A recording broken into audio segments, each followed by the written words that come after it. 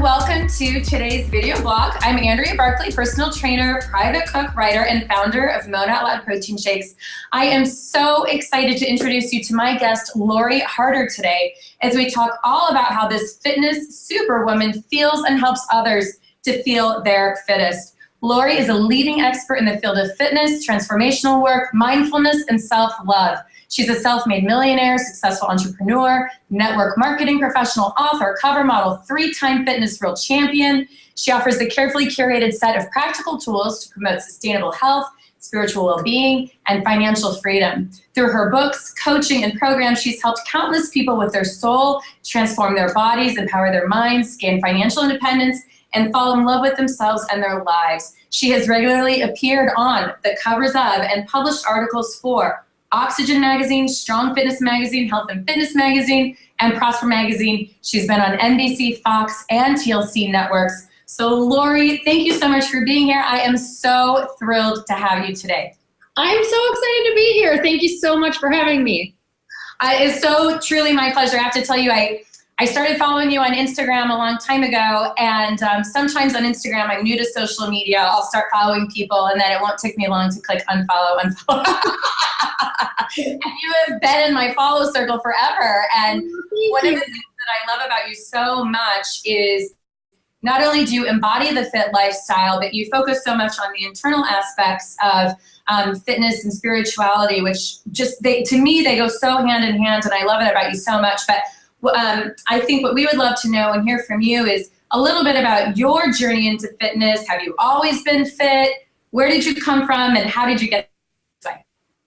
Oh man, girl, I have not always been fit. It's been a really long road, and I love that it has, to be honest with you, because so much of my journey has been so much learning. And thank goodness, because now I can share that with people who feel like maybe they can't even fathom their lives in fitness or, of creating this life that they love. So let's go way, way back. I'm from a heavy family, and literally my entire life all I heard was, it's our genetics. We're just heavy. This is how it always is.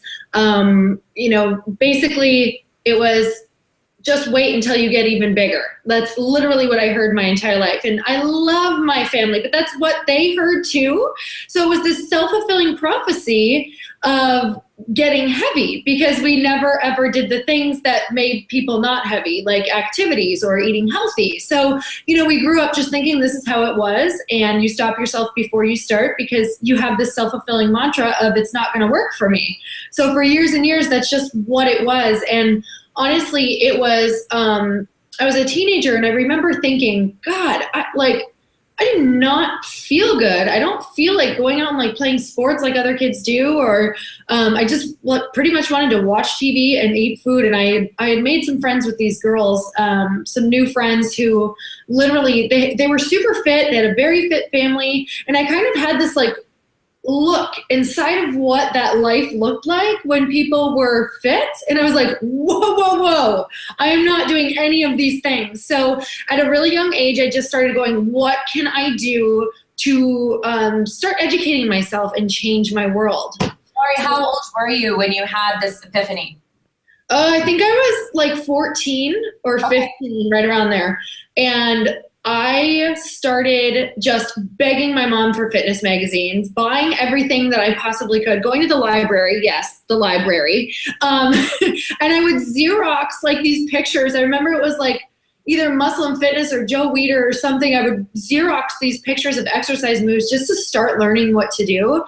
And I just became this massive reader of magazines, putting covers up everywhere for inspiration, because I'm from a super small town. I'm from way up north in Upper Michigan. It's about 2 hours from Canada. So it is way up there, about 2 to 3 hours from anything that even resembles a city. So I really didn't have any outside anything to be yes, this is the way, or here's fitness, because the whole community in general is actually a really overweight community, because we have summer for about 2 months, and we're surrounded by the lake on every side. So tons of snow, just really cold, really conducive for piling on weight in the winter and eating a lot of food together. So it wasn't until, like I said, teenage years, where I just started really consuming all of this different information and started working out. But it wasn't until my mid-20s that I really started to understand that food was 80 to 90% of it. So even though I did work out and I did change my body still, and I did change a lot of my mood, it wasn't until much later that I learned to stop this process of dieting. You remember Atkins and low fat, and we did all of that. My family was either constantly on a diet or constantly not, or really going down the bad trail. Right. It's easy to do. And I think back then, was this like 90s-ish or 2000s? Yeah. The messages that were out there were so confusing because, I always say when I was growing up, my mom counted calories, and I grew up in a really healthy house, but she was counting calories. Then it was all about fat grams, and then it was all about carbohydrates. And by the time I reached my early 20s, I was like, who's on third? How about I have an air sandwich and a glass of water to go with it? I had no idea. I was so confused. So tell us a little bit about some of your nutrition philosophies. And so, now you've got those fad diets kind of out of the way, and you've found what works for you. Tell us a little bit about that. So, my food philosophy comes from that past because I so relate to people. It is so easy to jump on those bandwagons of do this fast or try this or this all vegetable diet or whatever it is for you. I truly have the philosophy of what is working for you, you should definitely stick with. But also if you can't do it for life, you shouldn't even start. So really, I like to move, I think the thing that surprises people is I like to move a bit slower than what most people think. So even though I do things like 60-day challenges and all of these other things, it's really a jump start, but you're still just implementing small, maintainable habits. And I really don't like people to be cutting out any foods because food should be enjoyed. Life should be enjoyed. It's about creating healthier versions of what you love to eat and also learning about what makes you feel good. So instead of looking at food as, maybe your enjoyment, or like I did, it was always like I was treating myself for something, or it's just sitting there for complete, enjoyment or helping me with break the boredom habit. It's about looking at it and saying, okay, how does this make me feel? So almost looking at your meal and completion and saying, how's this going to make me feel in the future? What is this really fueling? Is this going to support me feeling happy? Is this going to support my energy? Because there's plenty of delicious food that will do that. But if it doesn't create a good feeling, it's probably something that you should not be eating. So really, I just want people to have a healthy philosophy about food. I love that philosophy so much because I think that there are so many diets out there that work. But you're right. At the end of the day, a one-size-fits-all approach doesn't work for everyone. And, I don't care if a Twinkie happens to fit your macros. Maybe you enjoy a Twinkie and a bite of it won't kill you. But fruits and vegetables and proteins and all that is going to fuel your fit lifestyle and make you ultimately have the energy to do the things that you want to do. Mm-hmm. And also, if you have a bite of a Twinkie, you're not going to die. Right. Totally. Amen. Talk to us a little bit about fitness. So in preparation of this interview, I, did a little Lori Harder Google, and, I've been a one-time bikini competitor about 1.5 years ago. And I found this video of you winning in bikini, figure, not even for your like age group and height, but overall. And I was like, just floored at how amazing, a bikini switch and a pose, and you really rocked it. That was such an inspirational video. So talk to us a little bit about your workouts and what does that look like? Do you lift heavy, or you do more of a functional style of training? What's your approach?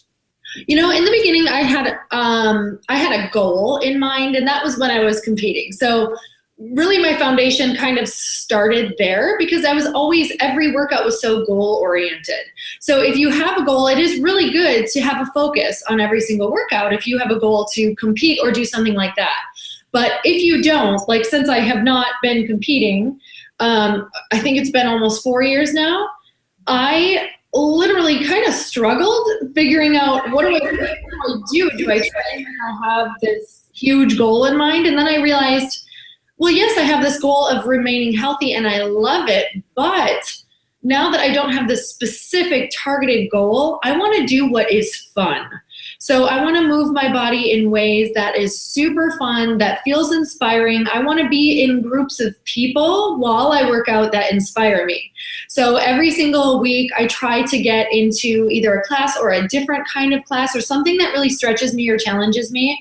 And that's been the most rewarding thing on earth, because movement is completely attached and associated, as we know, to our mood and how we feel and our thoughts. And, when we work out, we change our physiology, which means we can completely change our body chemistry and our mood and what we're thinking and how we're feeling.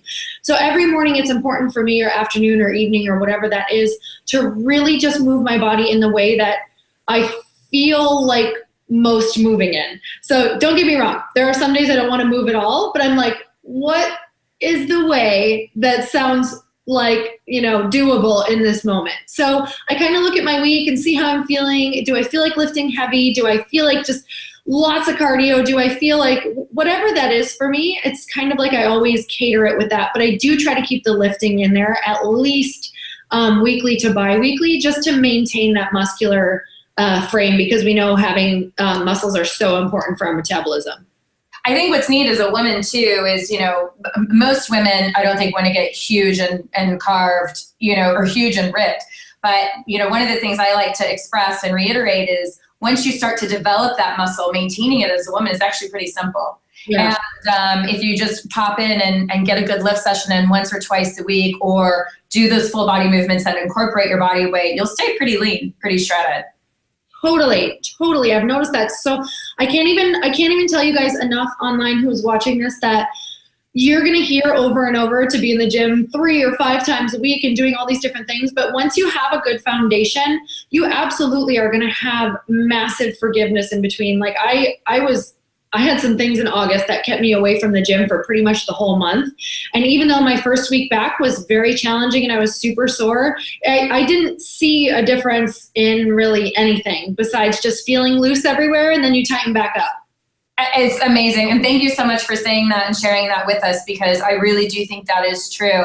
And I love too how you talk about moving intuitively. And I think it's an overwhelming thing for beginners when they start not knowing what to do when they go to the gym. Do I do long cardio for an hour? Or am I doing high intensity interval training? Where do I start? What do I do? So what would your advice be for a beginner who's just finding their way in the gym and figuring out what on earth to do? You know what? I love that, because my advice, just like before, it's not going to be the same for anyone, but I would say you need to pick a specific plan and stick with that. Yeah. So whatever that is, if you say, okay, Monday I am going to lift. Wednesday I'm going to do a group workout. Friday I'm going to lift again. Whatever that is, and give yourself also, if by Friday you're super sore, say I'm either going to lift or go to this class, but I have to pick one of the two on Thursday night. So the key is just consistency in that plan. But in the beginning, when you're like, what do I do when I go to the gym? A lot of people get so thrown off just by walking through the gym doors, and they're like, oh my God, like my head is spinning. There's 500 machines and I don't even know what to do. That's why you do need a plan before you even walk through the door. So when I was beginning, if it was Monday and it was my lift day, I would know what I was doing that night. So I would have it either written down. I mean, you guys, you have so much information now. You can go to Instagram and get a leg workout, write it all down, and know what you're doing that Monday. It's so freaking awesome. So just have that plan and stick to it. Get a consistent schedule is number one, and just move your body, no matter how slow in the beginning, for 30 to 60 minutes during that time. I agree with you so much. And I think what's the neatest thing is that the more you do that, when you stick to that plan, at a certain point in your fitness journey, something intuitive happens and it switches in you where it feels good. Your body tells you what you should be doing, and you get to that place that you were just talking about where you wake up in the morning and you think, this is what feels right for me today. Today it feels right to go on a long run. Or you know what, I don't have the energy for a long run, or I do or don't have the energy for HIIT, but this is what sounds fun to me and this is what sounds good to me. So that is a perfect transition into me asking you about your journey into the more spiritual side of fitness. Mm-hmm. And Lori is, really big into meditation and mindfulness. And so how did you get involved in that? And tell us how you feel meditation and mindfulness impacts your own journey with fitness. This is so important. I know you know this because you practice this. So it's there was this point in my fitness journey, and just even when I go back to the very beginning, where you want something so bad and you're all or nothing, and you're manipulating and you're forcing, and it's a struggle and everything is so hard, and you fall off, and then you get to this point where you're at rock bottom, and you start it all again, and you're all or nothing, and you're forcing it, and you're squeezing it so tight, and then you fall off, because we can't function that way, and we can't beat ourselves up, and we aren't going to move forward from a place of guilt and from a place of feeling bad, because like we were talking about before, it's really how you feel is so much a part of what actions you're going to be taking. If you feel like crap, you probably won't be taking too many actions that day. So it's about switching that mind frame and starting to move. But I started getting into mindfulness and meditation because I was working with so many women, along with being on my own journey, still am, always will be.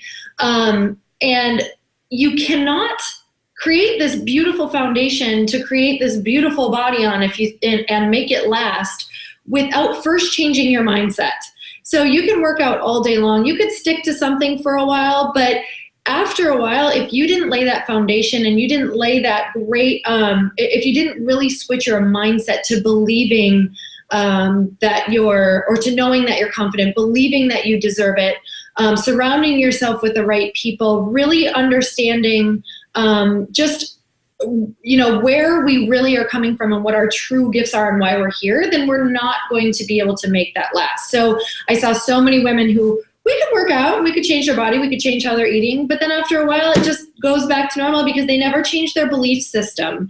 They never changed their true eating habits. And we're always typically, when we're not feeling good or when we're eating a lot, we're eating because we're filling a void, or we're bored, or we're numbing ourselves out, or whatever that reason is. That's what we have to confront first in order to feel good every day and not have to think every second about our food and about how hungry we are and about potato chips. So it wasn't until I shifted that actually went away.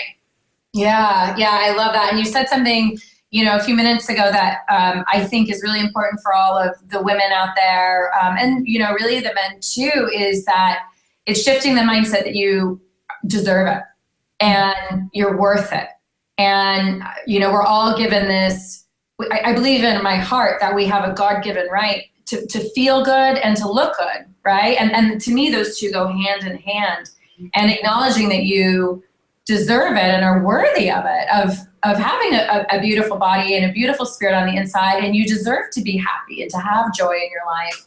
I think is something that would really benefit so many people to say to themselves. Mm-hmm. Yeah.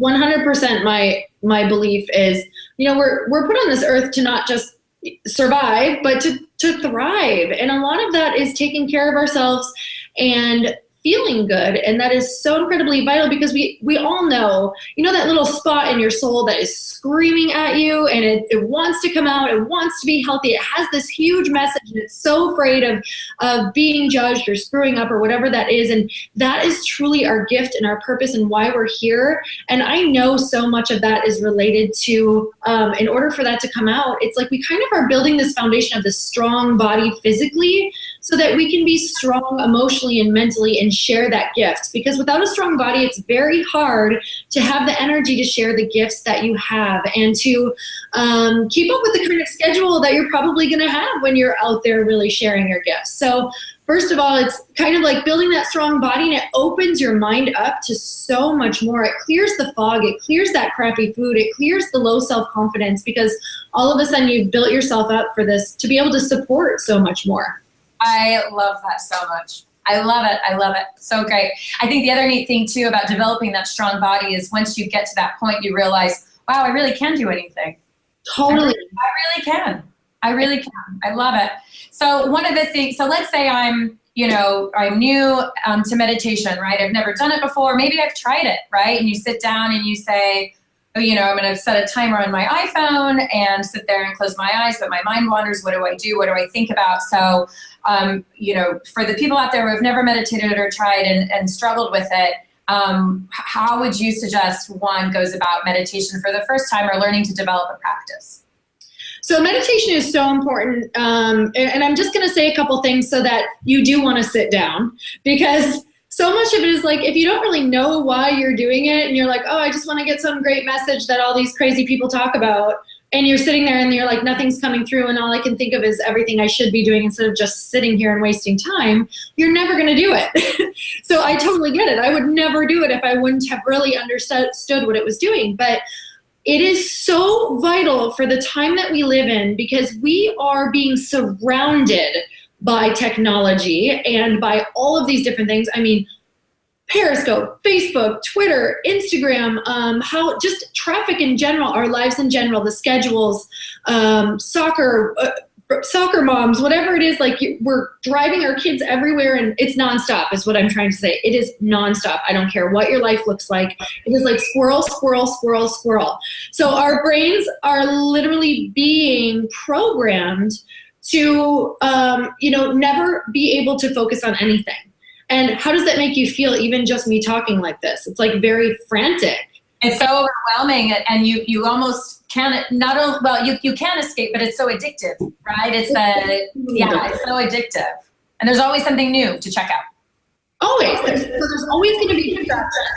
But what we can do is take that time to retrain our brains, and we can take that time to slow down. And what it's going to allow us to do, the reason why it's so important, is it's going to allow you to not feel like your whole life is anxiety and chaos filled. So you're going to be able to take things one step at a time. You're going to be able to really look at a scenario and problem solve instead of freaking out thinking about 10 or 15 other things that are popping up, right? Because our minds are like this.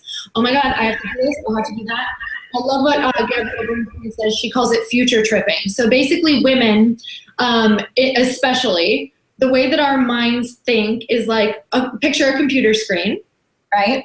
And men are more capable of popping a screen up and closing out before they go to the next thought. So their screen looks like this. Okay, I'm gonna look at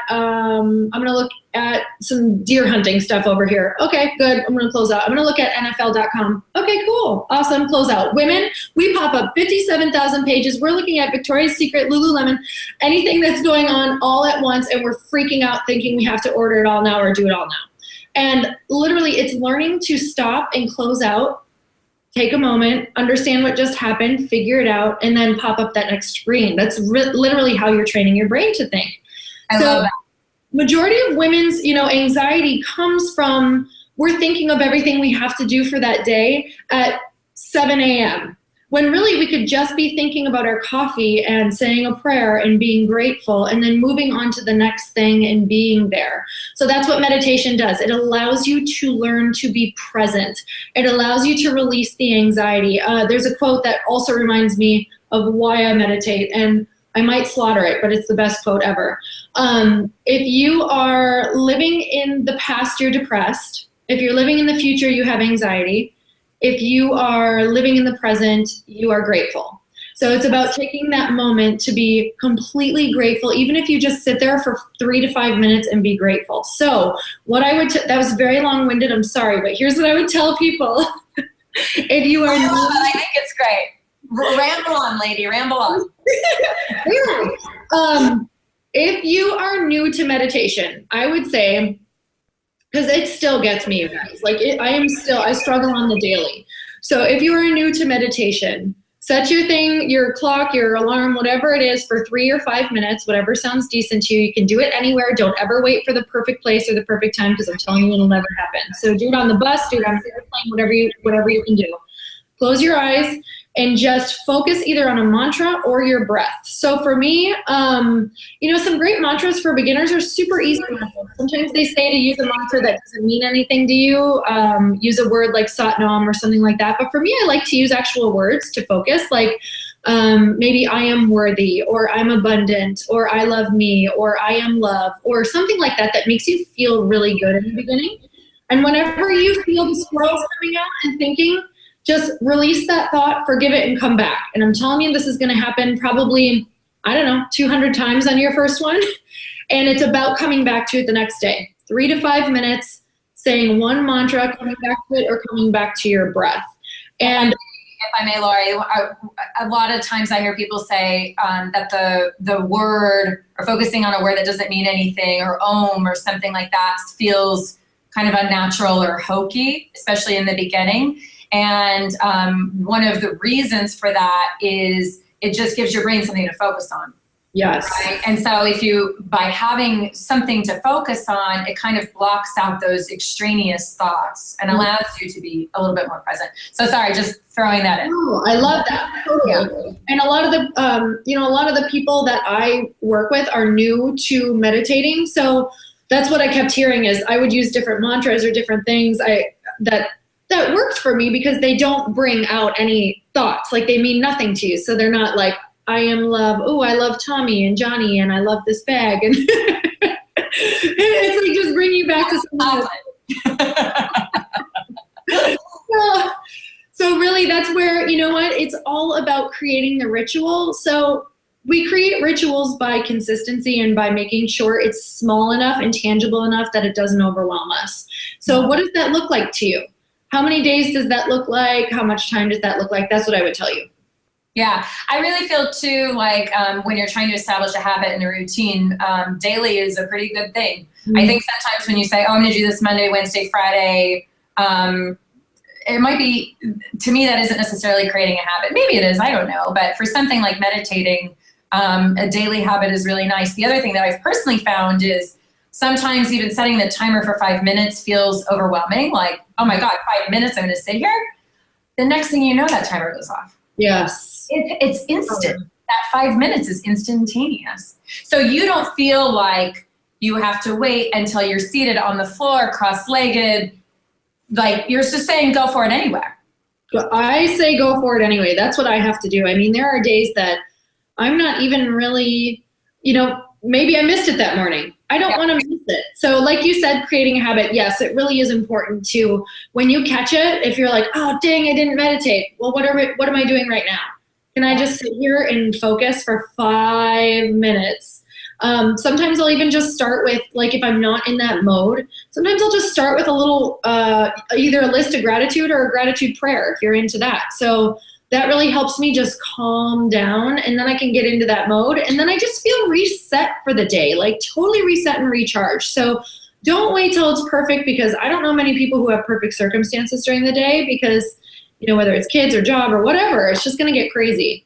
Yeah, actually, well, so perfect lead into my next question is, how do you balance it all? You're a busy entrepreneur. You're running not just a business, but you're running multiple businesses with multiple arms and legs. You're, married, you've got a social life, a family life. How do you make it all work? Well, I think in the beginning, I'm just going to be totally honest, I was like a psycho. Like I was like so anxious and so in like go mode and building mode and get it mode that there was a point where I was like, oh my God, I don't think I can do this anymore. Like something's got to give. And what had to give was being present and stop. Where I was future tripping, which Gabrielle Bernstein says. I love her, because that's when you are living in the future and you're thinking of everything that you have to do in the future. But really right now, what are you really looking at that you need to do? Right. Probably not a whole lot. Right. So my husband has been really amazing for me, and he has gone to a bunch of different courses because he used to manage a ton of people. And so he's taught me just basics of time blocking and how vital that is. It's like, however much time you have, you're going to fill that box. So whether you have 10 hours to do a task or 1 hour to do a task, you're going to get it done in that 1 hour if that's all you have, or you're going to take the 10 hours and you're going to span it out, and you're going to probably do some loads of laundry in between and go on your Instagram. So it really just, you have to have time blocking. So for me, it was like, you can do it all and have it all, just not all at once. So it's like, Maybe Monday is for these particular calls. Maybe Wednesday I'm creating my program for this site. Maybe Friday is this, but it's time blocked. And I also know if I don't get it done, if I don't get it done at that time, I don't give myself an out that's like, okay, well, I'll let it go into this day and I'll let it run into this day. It's like, no, there's going to be more stuff that's going to come up. So I need to finish it in that block time. Please don't get me wrong. Sometimes it goes over. And also, I'm sorry. Do you also, Lori, schedule for yourself chill time and relaxing time? I mean, obviously, I'm assuming you're scheduling in workouts and food and all that stuff, but are you also scheduling like, you know what? I'm going to lay on the sofa. Just as of this year, I started scheduling that, and it's been the most amazing thing I've ever done. I get in more work now because for a while, Chris and I did this thing. It was like 3 or 4 years where I don't even remember taking much time off besides holidays or anything. Like I always worked, whether some days it was only 2 hours. So I was like, I'm not working. Like I'm taking this time off.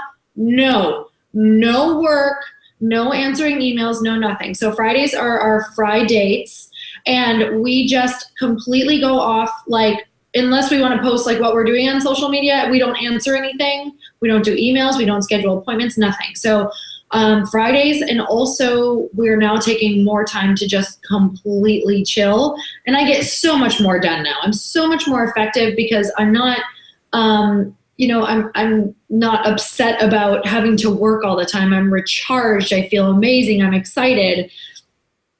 I love that, and I think it's allowing yourself that freedom and forgiving yourself, right, for needing a little extra time. I think sometimes as women, we feel like we should be doing everything. And one of the things that can be frustrating is how social media presents this image of, you have to have the most fabulous body, fabulous glutes, the healthiest meal, time of your life with your friends, the most amazing partner, all this stuff, So and when are any of us laying on the sofa? And I really think that's important. And for me personally, I also think too, it's honoring your body's natural rhythms. Like, I'm a busy on-site trainer and a cook, and I'm doing all these things. And for the longest time, I would come home in the afternoon and feel like I should get right in front of my computer and I should be writing and interviewing and blogging and blah, blah, blah, blah, blah. I was exhausted. I couldn't do it.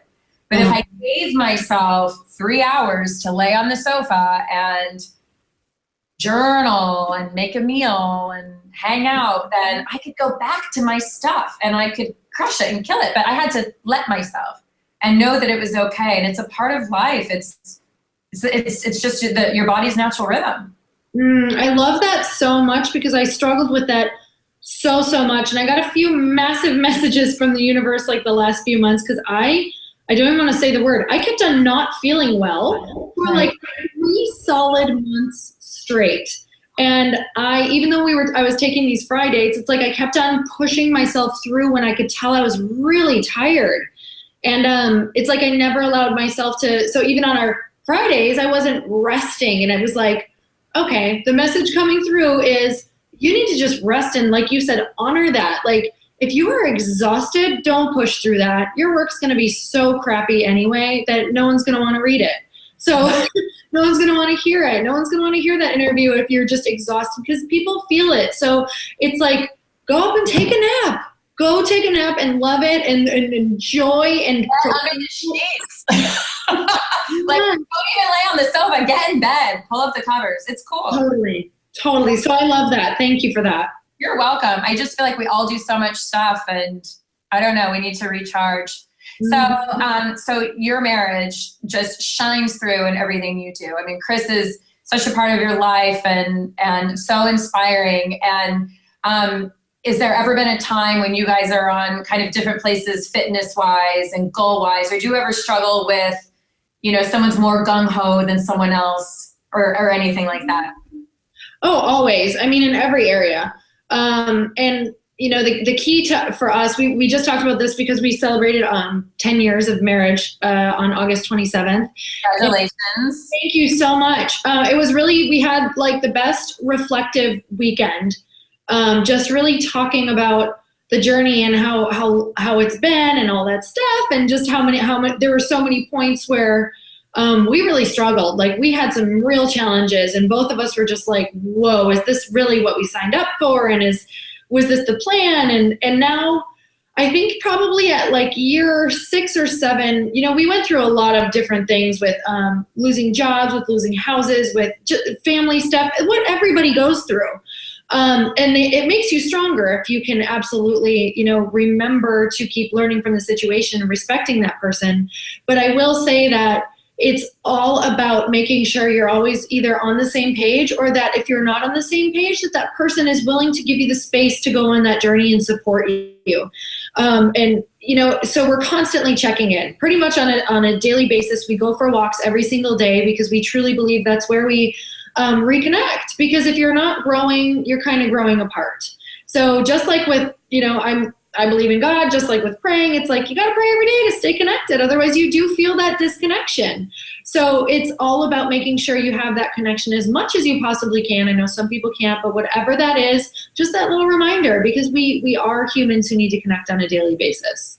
And I also feel too, like just respecting the fact that, in a relationship, you're not always going to be on the same page. You might have different goals. Someone might be more gung-ho about being fit and healthy, and someone might not be. And ultimately, not only can we not change anyone, we certainly can't shame anyone into change. And everyone just has to come at it at their own time and their own place.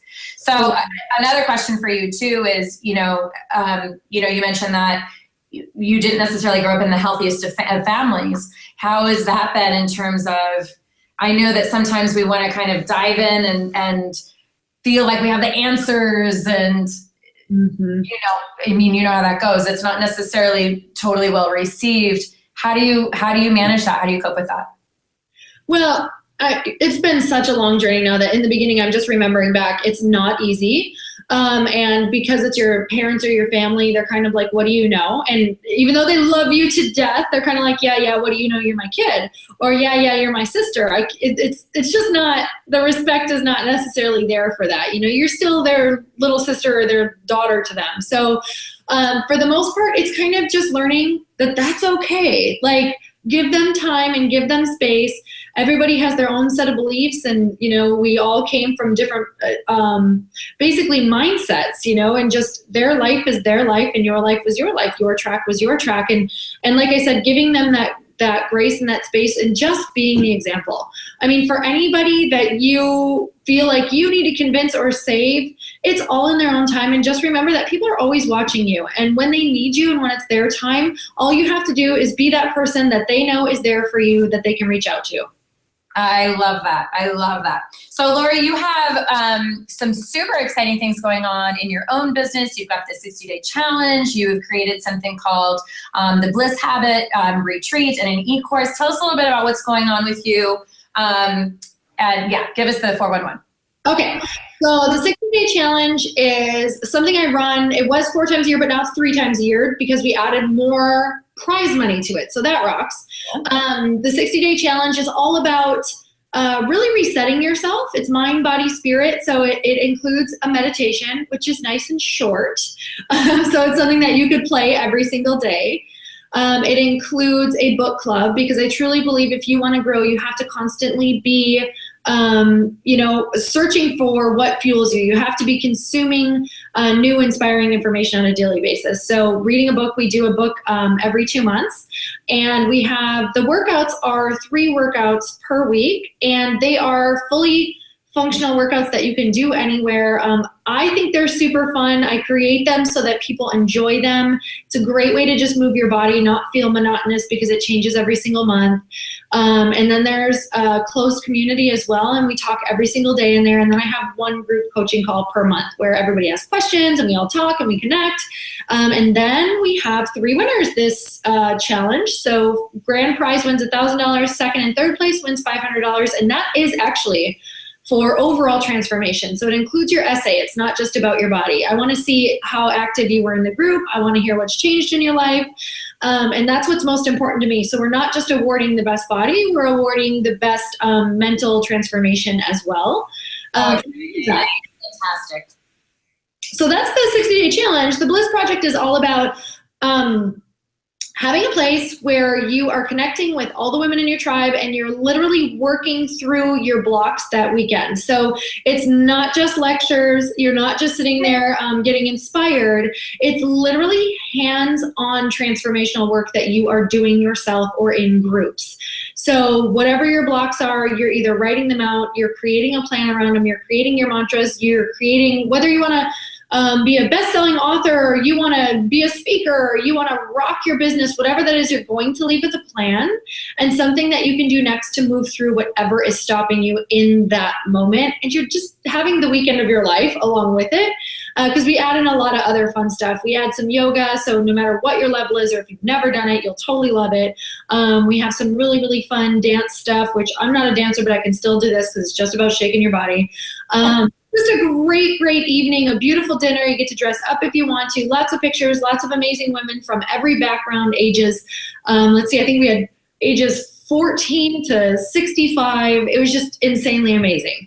Oh, I love it. So exciting. So you guys go visit LoriHarder.com. She has free meditations on her website. She has workouts. She has all of the information about the 60-day challenge and the Bliss Retreat, and you guys have to check it out. And I love your weekly video blogs as well. They're awesome. So I like to do a few last fun questions. Okay. Just kind of rapid fire. What's your favorite color? Pink. What is your favorite way to be lazy?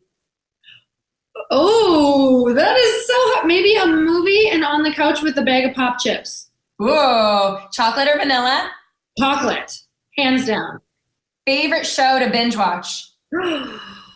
Oh my gosh, I don't even want to say it out loud, but I'm watching Mistresses right now. Love the honesty. What's your favorite indulgence meal? I like sushi and pasta. Pizza. What's your favorite protein shake? I use Isogenics, chocolate, protein 3 times a day. It's pretty amazing. Do you like have a recipe or a concoction that you do, or you just do like the powder and almond milk? It's just the straight powder, and you actually just use water. So that's like my go-to. Yeah. Okay, simple and pure. And best idea of a date night? Oh man, probably going either to the ocean or driving along the ocean, and then having dinner on the ocean. And just, I love having a glass of wine with my husband and talking about goals and just celebrating life and family. And that's my dream date. I love it. Well, Lori, thank you so much for being here with me today. It's been an honor catching up with you, and thank you for sharing your time with us. And we so look forward to connecting with you in the future. Thank you so much for having me. This was so much fun. It was so fun.